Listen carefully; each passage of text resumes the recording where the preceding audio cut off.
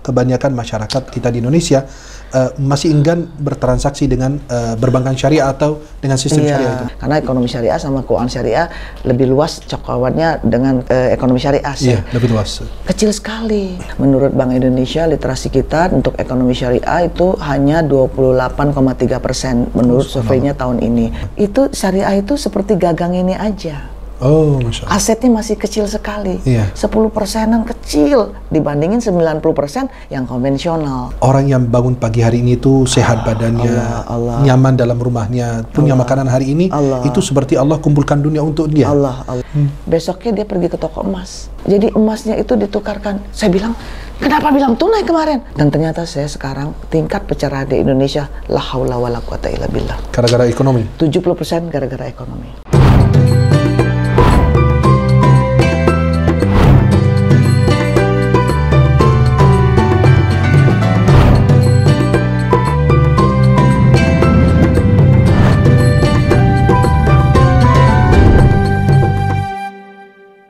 Assalamualaikum warahmatullahi wabarakatuh. Alhamdulillah wassalatu wassalamu ala sayyidina Rasulillah wa alihi wa sahbihi wa man wala. Asyhadu an la ilaha illallah wahdahu la syarikalah. Asyhadu anna Muhammadan abduhu wa rasuluh. Allahumma shalli wa sallim wa barik alaihi wa alihi wa ashabihi wa man tabi'ahum bi ihsanin ila yaumiddin wa alaina ma'ahum bi rahmatika arhamar rahimin. Pemirsa Al-Misri Official dimanapun Anda berada, saya mencintai kalian semakan Allah. Semoga Allah senantiasa mempertemukan kita di dunia dalam taat dan di akhirat di surga Allah SWT. Mudah-mudahan kita selalu dipertemukan dalam keadaan sehat walafiat, dalam keadaan iman dan Islam, dan senantiasa bertambah keimanan kita, bertambah ketakwaan kita kepada Allah SWT. Alhamdulillah, pertemuan kali ini spesial, pembahasan yang pasti diperlukan oleh setiap muslim-muslimah, setiap rumah tangga diperlukan. Apalagi orang yang mau sebentar lagi menikah, berumah tangga, pasti dia memerlukan pembahasan kita hari ini. Pembahasan kita insya Allah hari ini tentang bincang ekonomi keluarga. Itu mungkin hampir jarang dibahas oleh ustadz-ustadz atau narasumber, karena kebanyakan kita membahas ekonomi yang lain gitu ya. Tapi kita sekarang ini akan menyentuh kepada rumah tangga kita, yang mungkin banyak yang pusing bagaimana bayar ini, bagaimana bersiapkan ini, bagaimana ini. Insya Allah kita semua akan menjawab pertanyaan dan yang apa yang ada di benak-benak kita atau di pikiran kita, insya Allah bersama ahlinya insya Allah, dan juga sekaligus beliau ibu rumah tangga adalah Madam Ani. Selamat datang. Waalaikumsalam warahmatullahi wabarakatuh. Masya Allah, gimana kabarnya? Kaifal hal? Alhamdulillah bil khair daiman wa abadan insya Allah. Amin, insya Allah. Semoga diberikan kesehatan, keberkahan oleh Allah Subhanahu Wa Taala. Alhamdulillah, hari ini kita menghadirkan Madam Ani agar memberikan banyak motivasi dan ilmu untuk kita semuanya. Ya, insya Allah. Kita mau bahas tentang ekonomi keluarga, atau kita kalau bahasnya mungkin ekonomi keuangan rumah tangga. Kalau orang dengar istilah itu, apa sih tujuan dari pembahasan kalian gitu loh? Ya, alhamdulillah. Syekh, ini topiknya memang sekarang banyak lagi yang dibutuhkan oleh para keluarga-keluarga Muslim, bukan hanya di Indonesia tapi juga di luar Indonesia. Syekh, kenapa? Karena ekonomi ini, keluarga ini menyentuh sisi kehidupan keluarga, baik dari usia yang paling sogir atau kabir, dari anak yang kecil sampai udah tua. Karena kita semua berinteraksi dengan transaksi-transaksi ekonomi. Betul. Semuanya tadi pagi kita makan sarapan pagi ada unsur ekonominya. Betul. Nanti sholat berjumuah, alhamdulillah ini Jumuah mubarakah insyaallah ya saya. Malabisnya, bajunya, pakaiannya semua harus bersih. Bicara soal ekonomi. Betul. Bahkan laki-laki disunahkan untuk pakai parfum juga ada unsur ekonominya.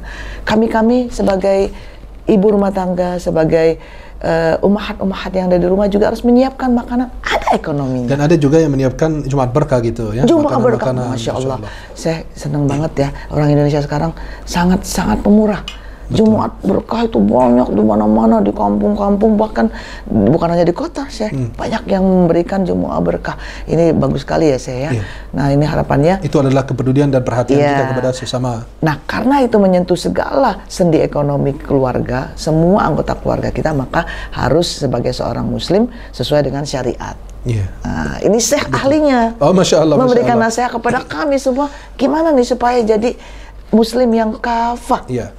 Memang kalau dalam Islam itu kita ya ayyuhalladzina amanu udkhulu fis-silmi kafah. Hai orang beriman, masuklah Islam secara keseluruhan. Jadi memang dari bangun tidur sampai tidur kembali semua diatur oleh Islam. Kenapa? Karena Allah berfirman, "Ma farratna fil kitabi min syai'."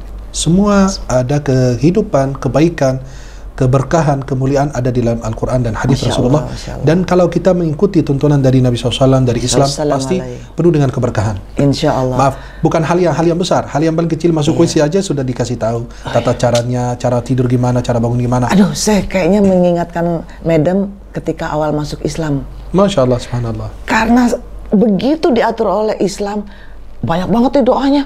Pakai baju doa, minum baca doa, makan baca doa, mau keluar rumah baca doa, mau masuk hamam, toilet baca doa. Ini nggak ada ini di agama Madam sebelumnya. Makanya Madam jatuh cinta sama Islam karena banyak banget aturannya. Dan kita perlu aturan begitu supaya hidup kita insya Allah ke jalan yang lurus, yang siratal mustaqim, yang kita tahu bahwa oh ini benar ya. Hari ini kita udah menjalankan yang benar ya karena aturan-aturan tadi ya. Tapi kenapa kalau kita seandainya bahas ekonomi keluarga atau ekonomi berdasarkan syariat Islam yang benar-benar sudah diatur dalam sistem jual belinya, muamalahnya sudah diatur berdasarkan Islam. Tapi kenapa pertanyaannya, mengapa kebanyakan masyarakat kita di Indonesia masih enggan bertransaksi dengan perbankan syariah atau dengan sistem syariah itu? Kenapa mereka takut itu loh, Madam? Ya, ini saya jadi memang satu, literasi kita memang sangat rendah sekali. Menurut Bank Indonesia, literasi kita untuk ekonomi syariah itu hanya 28,3% menurut surveinya tahun ini. Dan kalau lihat dari keuangan syariah saja, menurut OJK atau Otoritas Jasa Keuangan itu hanya 9%. Artinya dari 100 orang yang kita jumpai tiap hari itu hanya 9 orang saja yang tahu tentang keuangan syariah, atau hanya 28 orang saja yang tahu ekonomi syariah. Karena ekonomi syariah sama keuangan syariah lebih luas cakupannya dengan ekonomi syariah. Iya, lebih luas. Kecil sekali. Maka dari itu banyak yang tidak tahu manfaat dan nikmatnya bersama hidup secara syariah. Alhamdulillah Madam, sejak pertama kali Bank Islam di Indonesia didirikan, Madam sudah buka rekening. Waktu Madam hidup di Malaysia, pindah di Malaysia 10 tahun di sana, buka rekening syariah. Ketika Madam pindah ke Inggris, hidup di sana 6 tahun, buka rekening syariah. Masya Allah, nikmatnya luar biasa. Berarti ini sayang sekali, kadang-kadang masyarakat ada takutnya itu, banyak aturannya. Pertama, literasinya kurang, banyak aturannya, banyak yang susahnya, tapi tidak tahu nikmatnya dan bagaimana manfaatnya. Dan tentu saja ketika semuanya ajaran Allah, insya Allah ini ajaran Al-Quran, bersumber Al-Quran, Rasulullah SAW dengan hadis-hadisnya jelas tentang muamalah, itu kan harusnya membawa kebenaran. Iya, betul. Nah, membawa kebaikan. Tapi ini tidak tersampaikan dengan baik. Maka itu adalah pesan juga kepada teman-teman yang atau petinggi-petinggi bank syariah di Indonesia, agar kita mempermudah memperbaiki fasilitasnya, memperbaiki dan lain sebagainya. Komunikasi dengan masyarakat lebih baik lagi, dan masyarakat itu sebenarnya mau diajak hijrah ke syariah. Bahkan sudah banyak masyarakat yang ingin hijrah ke syariah karena merasa, waduh kayaknya nggak komplit ya, waduh kemarin COVID, kita diberikan Allah umur yang panjang, kan malaikat maut itu sebenarnya udah mampir semua ya. Tapi dia bilang bye, nanti dulu gitu ya, aku datang lagi gitu. Artinya aku pengen deh banyak banget yang datang ke Madam, aduh Madam aku takut nih nanti kalau COVID lagi gimana, aku nggak siap. Nah, hijrah ke syariah dong. Kalau syariah sudah mengatur segala-galanya. Nah, kenapa syariah nggak bisa memberikan yang terbaik, Seperti kita diminumnya, ya. Itu syariah itu seperti gagang ini aja. Oh, Masya Allah. Asetnya masih kecil sekali. 10%-an kecil dibandingin 90% yang konvensional. Betul. Konvensional, bank pertama di dunia itu abad 13 ya. Bank pertama di Indonesia abad 18. Yang sekarang jadi Bank BRI. Bank pertama di Indonesia tahun 92 kemarin, Bank Muamalat Indonesia. Bank pertama Islam di dunia di tempatnya Syekh Midgamar. Bank syariah pertama di Midgamar, tapi tidak jadi berkembang sayangnya tahun karena tidak ada kepedulian masyarakat ya. Belum ada kepedulian dan pada saat itu. Dan tidak ada penjelasan lebih detail dari ulama, dari petinggi-petinggi bank tersebut. Artinya usianya masih muda sekali, ide-ide tentang perbankan syariah tersebut di dunia maupun di Indonesia. Berarti seperti anak-anak yang di zaman jahiliyah belum besar, perempuan itu sudah dikubur hidup-hidup. Sahih. Jadi kita perlu lagi dakwahnya bil hikmah. Betul. Nah, apalagi saya tahu, wow, seneng banget ya masyarakat Indonesia kalau dengar langsung, aduh aku pengen deh. Nah, itu kita maunya kita tiap hari memberikan literasi secara baik-baik kepada masyarakat. Jangan yang serem-serem, jangan yang seru-seru, jangan yang serius-serius. Jadi karena masyarakat kita itu bahasanya masih perlu yang awam sekali. Yang sederhana gitu. Sederhana. Gampang dipahami gitu. Gampang dipahami. Masya Allah. Maka ada hadis dari Rasulullah SAW. Sallallahu Man asbaha minkum aminan fi sirbih, mu'afan fi jasadih, indahu quta yaumih, ka'annama hizat lahu dunya. Orang yang bangun pagi hari ini itu sehat badannya, nyaman dalam rumahnya, punya makanan hari ini, itu seperti Allah kumpulkan dunia untuk dia. Allah. Udah nggak perlu apa-apa lagi sih. Langsung dunia tuh dunia sudah milik dia, padahal satu hari doang. Padahal satu hari doang. Itu karena dia mengikuti tuntunan dari syariat Islam. Tapi apa perbedaannya? Kalau orang bertanya, apa perbedaannya sih gitu? Perekonomian Islam dengan sistem perekonomian lainnya gitu. Apa bedanya gitu? Kalau Madam secara garis besarnya sih, keuangan yang rumah tangga kita yang sesuai syariah itu banyak unsur-unsur keadilan, transparansi, dan juga banyak unsur-unsur keberkahan. Masya Allah. Tapi kalau keuangan yang tidak sesuai dengan syariat, banyak unsur-unsur rakus, banyak unsur-unsur iri, banyak unsur-unsur pelit, banyak unsur-unsur yang memenangkan diri sendiri. Betul. Jadi begitu luar biasa syariat itu mengajak para kita yang beragama Islam ini, bahkan bukan hanya beragama Islam sih, yang bukan beragama Islam, untuk bertransaksi secara adil, secara saling bersama-sama menanggung resikonya, secara bersama-sama transparansi, rugi bersama, untung bersama, dan juga kita ingin saling istilahnya ta'awun. Ta'awun. Saling tolong-menolong, saling takaful, saling membantu, melindungi. Itu tidak ada di tempat yang lain. Yang lain yang penting untung gua berapa. Untung lo sedikit aja. Bulan. Yang penting saya nih yang punya kerjaan nih ya, ekonominya harus lebih baik daripada kamu. Yang penting aku lari duluan ya, kamu belakangan nggak apa-apa. Tapi dalam syariat jami'ah, bersama-sama, semua berjamaah semua. Betul. Itu keren banget. Dan Madam merasakan itulah berkah-berkahnya sih. Iya. Tapi kenapa banyak orang masih mengatakan lebih mudah sih saya transaksi lewat bank konvensional dibanding bank syariah? Itu kenapa? Apa karena ditakut-takuti atau diiming-imingi begitu? Bukan sih. Jadi kita kan berlari nih bank syariah atau ekonomi syariah, lembaga zakat, wakaf, kita berlari nih. Tapi yang konvensional ini juga berlari karena di Indonesia menghalalkan dua sistem, konvensional sama syariah bersama-sama. Yang konvensional tadi kan Bank BRI, misal contohnya ya, bank pertama di Indonesia itu usia udah 100 tahun lebih. Pengalamannya itu udah banyak. Pasti. Yang syariah masih bertertati-tati, usianya baru 30 tahunan. Pengalamannya masih kayak orang yang udah usia senior banget sama usia yang baru muda, baru mau menikah, masih lamban dia. Nah, bagaimana caranya supaya mereka cepat? Kita masuk ke dalamnya, kita protes, kita buat kasih masukan. Jadi Madam ingat waktu di Inggris, Madam dapat transfernya lama. Madam punya rekening namanya Islamic Bank of Britain, atau sekarang namanya namanya berbeda ya, Ar-Rayyan Bank. Nah, kata Madam, kok lama banget sih nyampenya? Nah, kita bisa protes karena kita di dalamnya. Tapi kalau kita di luar, apaan? Kata orang, bank syariah ini lelet deh. Lah, kita nggak masuk di dalamnya. Kita harus masuk ke sana. Kita protes, kita omelin. Madam sering ngomelin pegawai-pegawai bank syariah. Ya, karena untuk juga demi kebaikan ke depan. Demi perbaikan ke depan. Sampai ada pernah ngobrol sama seorang, kata beliau, gini Syekh, kalau saya ke bank syariah itu kadang-kadang banyak persyaratannya, banyak aturannya, banyak ininya gitu. Sedangkan kalau bank saya bilang, dan ini bank syariah itu belum begitu murni syariah gitu. Nah, saya bilang sama beliau, kalau kita tidak membantu dia murni sempurna jadi syariah, ya kita harus bergerak membantu. Kalau kita nggak bantu, ya lama-lama mati gitu. Betul banget sih. Jadi yang harus kita buat adalah bersama-sama membesarkannya. Betul. Nah, sayangnya sih, aku punya nih rekening syariah. Ini ada berapa 4 tipe nih.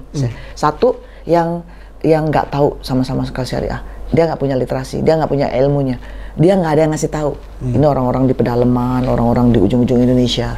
Yang kedua, dia tahu, tapi dia milih atau punya rekeningnya 2 sih. ini rekening saya syariah. Taruh dikit aja deh, coba-coba. Iya. Rekening yang konvensionalnya banyak banget tuh Iya. saldonya. Dia lebih percaya di sana. Iya, benar. Padahal yang menjaminkan Allah. Betul sekali. Bukan bank, bukan ini. Uang saya lebih terjamin di sana. Saya bilang ini tauhidnya mana? Betul. Nah, betul. itu sih. Ini harus kita ruqyah, Iya. ruqyah syariah ya. Nah, Iya. satu lagi saya yang betul-betul nggak mau antipati. Ini juga perlu ruqyah tiap hari ini. Iya. Jadi karena apa? Apaan? Konvensional yang lebih bauk lah. Apaan syariah mah kayaknya ini mereka mah cuma pakai bismillah doang. Sebenarnya isinya sama. Karena nggak mau belajar dan hatinya sudah tertutup. Betul. Fi qulubihim maradun mungkin Ustaz ya. Allah, ya. Nah, ini sih. Yang terakhir adalah yang betul-betul fanatik. Nggak ada yang mau, pokoknya hidup matiku untuk syariah. Ini sedikit. Hidup matiku pokoknya pengen syariah. Semuanya saya mau syariah. Rekeningku nggak ada yang konvensional. Pergi, saya mau syariah. Ini sedikit. Yang kita pengen banyakin yang kelompok 4 ini. Ya, gini Kak Madam, kalau mungkin kita punya pertanyaan yang terakhir ingin kita panjang lebar membahasnya adalah ketika orang mau berumah tangga, dia kepingin tahu cara untuk dia mengelola uang. Bagaimana caranya biar benar-benar bisa memberikan kehidupan terbaik buat keluarga. Aduh, ya Allah. Nah, itu gimana? Ini Madam ini salah satu. Jadi Madam itu ada 8 kelompok mengikuti jejaknya Syekh untuk berdakwah. Masya Allah, tabarakallah. 8 kelompok. 1 usia 0 sampai 6 tahun juga harus belajar syariah. Masya Allah. 7 sampai 12. 13 15. 16 18. Nah, yang saya sebut tadi adalah 19 24. Di usia-usia mau menikah banyak kan di sini saya 25 sampai 35. Dan di sini 36 sampai 55. Oh, sampai 55. Di atas 56 sampai ke atas. Bahkan teori Madam seharusnya semakin dia bertambah usianya, semakin tinggi grafik akidahnya, syariahnya, akhlaknya. Betul. Harusnya begitu, Syekhnya secara teorinya. Nah, inilah tugas-tugas Syekh, tugas kita semua ya. Tugas-tugas kita semua untuk memberikan edukasi, literasi, dan juga tadi dakwah bil hikmah wal mau'izatul hasanah. Nah, kalaupun harus berdebat, debatnya harus wajib bilati ahsan. Iya, bilati ahsan. Bilati hiya ahsan. Banyak orang yang suka berdebat dengan Madam. Tapi Madam harus banyak ilmunya dari saya supaya ahsan itu seperti apa. Nah, yang tadi saya sebutkan tadi, memang banyak banget yang datang ke Madam. Yang usia 19 sampai 24 ya? Iya. Yang usia mau calon-calon pengantinnya datang ke Madam. Dan Madam sering juga ke KUA. Masya Allah. Dan ternyata saya sekarang tingkat perceraian di Indonesia la haula wala quwata illa billah. Gara-gara ekonomi? 70% gara-gara ekonomi. Rata-rata. Apakah mereka itu karena larinya ke ekonomi yang tidak sesuai syariah? Betul? Karena tidak siap ya? dengan perencanaannya dari awal. Betul. Dan tidak ada, masih ada dusta di antara kita. Oh, Masya Allah. Padahal tidak boleh ada dusta. Nggak boleh ada dusta di antara kita. Iya, bukan hanya aku cinta kamu, kamu cinta aku. Enggak. Harusnya kamu ada utang enggak? Kamu ada yang datang ke Madam. Saya kan saya terima nikahnya, baik buruknya, hutangnya, dan ini. Ada yang begini, saya terima nikahnya. Kan kalau Indonesia kan harus ini ya, cepat 1 menit, nggak pakai nafas. Terus disebut tunai gitu kan. Tapi dalam hatinya sebenarnya ada yang utang, Pernah ada kejadian, besoknya dia pergi ke toko emas. Subhanallah. Jadi emasnya itu ditukarkan. Saya bilang, kenapa bilang tunai kemarin? Habis mama maunya begitu, emasnya harus sekian, jadi menyusahkan. Nah, berarti mereka mempersulit diri sendiri. Mempersulit diri sendiri. Nah, inilah yang pernikahan ini salah satu nanti kita bahas khusus nih, satu topik khusus bagaimana tips-tips supaya perencanaan keuangannya bagus. Karena biasanya Madam ngasihnya 8 jam hanya untuk persiapan pernikahan. Untuk persiapan pernikahan ya? Iya. Bagaimana kalau yang sudah nikah? Bukan yang 20 menit dikasih tim kita ya, Gitu. Nanti kita bahas lagi. Tapi intinya transparan. Memang nggak perlulah kita berdua-duaan khalwat. Uang kamu nggak perlu. Kan sekarang udah digital. Taruh di WhatsApp. Ini keuangan aku sebelum menikah dengan kamu. Ini gaji aku. Begitu nanti aku kasih kamu. Kamu khawatir dia kalau tahu gajinya kecil, dia cari gaji lebih besar. Aduh, itu nah di sini cara ngetes perempuannya. Jangan sampai gara-gara gajiku segini kamu nggak mau, berarti kan udah kelihatan. Nah, ini harus juga didoakan. Jadi itu jadi perlu kita supaya. Berarti kita ada bersiri lagi untuk bisa melanjutkan pembahasan bagaimana mengelola uang dalam rumah tangga atau dalam persiapan berumah Iya, tangga. saya kan kita dari yang tadi Madam sebut itu aja 8 kelompok tuh. Iya, Dan ini diakui oleh pemerintah Madam menyusun strategi ini untuk Komite Nasional Ekonomi dan Keuangan Syariah yang diketuai langsung oleh Bapak Presiden dan ketua hariannya Bapak Wakil Presiden. Oh, Masya Allah. Tugas Madam waktu itu tahun 2019 memberikan strategi. Nah, jadi kita bisa nih, oke, mau yang 0-6 tahun dulu atau mau langsung jumping dulu ke yang pernikahan, karena memang paling banyak yang pengen tahu pernikahan. Kita kalau bisa lebih dari 0, jadi orang bisa tahu perkembangannya seperti apa. Iya, Makanya nanti insya Allah pasti kita ada pertemuan dan teman-teman insya Allah bisa mengikuti pembahasan kita ini, bincang ekonomi keluarga. Insya Allah mudah-mudahan bisa memberikan banyak manfaat, banyak ilmu kepada kita dimanapun kita berada. Maka nanti insya Allah jangan lupa kita tetap bersama Al-Misri Official. Bukan, tetap bersama Al-Misri dan Madam Ani juga. Iya, dengan Madam Ani juga. Akan beliau hadir bersama kita lagi untuk kita berbincang lagi gimana cara kita mengelola keuangan kita sesuai dengan syariat, dan bukan hanya masalah itu, tapi agar mendapatkan keberkahan dari Allah. Amin ya Rabb. Banyak orang gajinya besar, tapi berkahnya dicabut, jadi uangnya hilang. Beda dengan orang yang gajinya 3 juta, 4 juta, tapi berkahnya yang ada itu terasa. Istrinya sehat, anaknya sehat, itu berkah. Bala-balanya bagus, bala-balanya nggak datang. Pokoknya sedekahnya banyak. Sedekahnya lebih bagus, bahkan lebih ikhlas. Kadang-kadang yang kecil itu, tapi dia lebih menghargai. Ya, karena dia sudah capek lelah mencari uang. Tapi kalau yang mudah dapat uang, itu mudah menghilangkan dan menghabiskannya. Insya Allah dalam episode berikutnya kita akan bincang dengan Madam Ani lagi. Jazakumullah khairan. Semoga Allah membalasmu dengan kebaikan. Terima kasih kehadirannya. Dan insya Allah kita akan ada pertemuan berikutnya. Insya Allah mudah-mudahan diberikan keberkahan bagi kita semua. Dan pemirsa dimanapun Anda berada, ini sebagai awal, sebagai mukadimah perbincangan kita tentang bincang ekonomi keluarga. Mudah-mudahan insya Allah membawa manfaat untuk kita semuanya. Saya mencintai kalian semua karena Allah. Mohon maaf atas segala kekurangan. Subhanakallahumma bihamdika asyhadu an la ilaha illa anta astaghfiruka wa atubu ilaik. Assalamualaikum warahmatullahi wabarakatuh. Waalaikumsalam warahmatullahi wabarakatuh. Terima kasih, jazakumullah khairan, sahabat-sahabat semuanya sudah mengikuti channel YouTube saya. Semoga yang kami tayangkan itu bermanfaat. Jangan lupa share, like, dan subscribe. Mudah-mudahan insya Allah kita semua dalam lindungan Allah SWT.